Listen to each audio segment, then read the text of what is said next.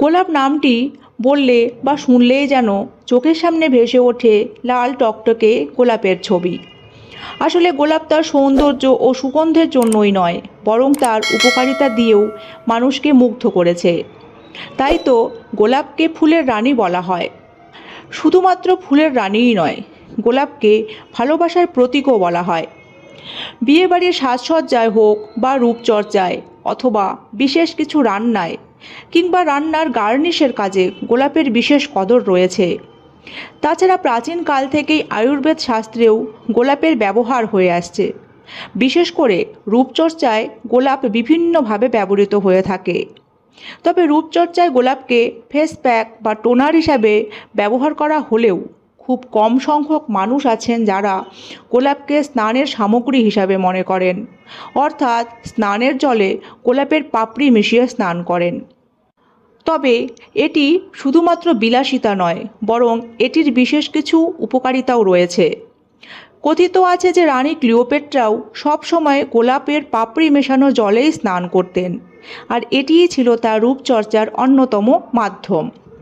তাই আজকের এই ভিডিওটির মাধ্যমে আপনারাও জেনে নিন গোলাপের পাপড়ি মেশানো জলে স্নান করার কি সুফল আছে।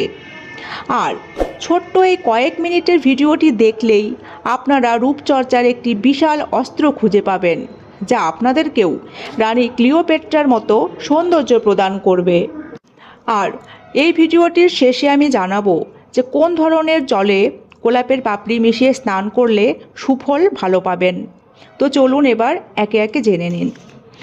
ফ্রেন্ডস, ত্বককে নরম, কোমল, মসৃণ করতে গোলাপের জুড়ি নেই। আর যখন গোলাপের পাপড়ি জলে মেশানো হয় তখন তা আমাদের পুরো শরীরে সুফল দেয়। ফলে ত্বক হয়ে ওঠে নরম, কোমল ও মসৃণ। পাশাপাশি বৃদ্ধি পায় ত্বকের উজ্জ্বলতাও। শুধু এগুলিই নয়, বরং গোলাপের মনোমুগ্ধকর সুগন্ধে মন ও শরীর যেন ফুরফুরে ও তাজা হয়ে ওঠে। আসলে ফ্রেন্ডস, গোলাপের পাপড়িতে থাকে প্রাকৃতিক তেল, যা ত্বকের জন্য ভীষণই উপকারী, যার ফলে গোলাপ স্নান করলে মসৃণ ও উজ্জ্বল ত্বক পাওয়া যায়। তাছাড়াও দূর হয় মৃতকোষ ও ত্বকের কালচে ভাবও। ফ্রেন্ডস, আমরা যখন শুধুমাত্র মুখে টোনার বা গোলাপের ফেস প্যাক ব্যবহার করি তখন এটির সুফল শুধুমাত্র আমাদের ত্বকের উপরেই পাওয়া যায়, অর্থাৎ মুখমণ্ডলের উপরেই পাওয়া যায়। কিন্তু যখন আমরা গোলাপের পাপড়ি মিশ্রিত জলে স্নান করি তখন তার সুফল পুরো শরীরেই হয়ে থাকে।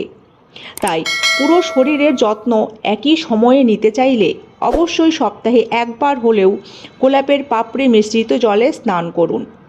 আর এবারে জেনে নিন গোলাপের পাপড়ি কেমন ধরনের স্নানের জলে মেশাতে হবে যাতে সঠিক ফলাফল পাওয়া যায়। আর এর জন্য আপনাদের পছন্দ মতো যে কোনো রঙের গোলাপের পাপড়ি নিয়ে সেগুলোকে ঈষদুষ্ণ জলে স্নানের কমপক্ষে 20 থেকে 30 মিনিট আগে ভালো করে মিশিয়ে রাখুন।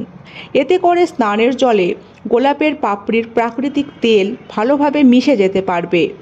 আর যখন সেই জলে স্নান করবেন তখন সেই জল আপনার ত্বকে ভালোভাবে প্রবেশ করবে, যার কারণে ত্বকে আসবে উজ্জ্বলতা। আর আপনারা চাইলে সেই জলে 1 চা চামচ গোলাপ জল বা সামান্য কাঁচা দুধও মিশিয়ে নিতে পারেন। এতে আরও ভালো সুফল পাবেন। আর আজ এই পর্যন্তই। রূপচর্চার এই নতুন টিপস আপনাদের কেমন লাগলো জানাতে ভুলবেন না। ভালো লাগলে অবশ্যই কমেন্ট করবেন এবং লাইক ও শেয়ার করে সকলকে জানার সুযোগ করে দেবেন। এছাড়া আমার চ্যানেলটিকে সাবস্ক্রাইব করতে ভুলবেন না। সকলে ভালো ও সুস্থ থাকবেন। ধন্যবাদ।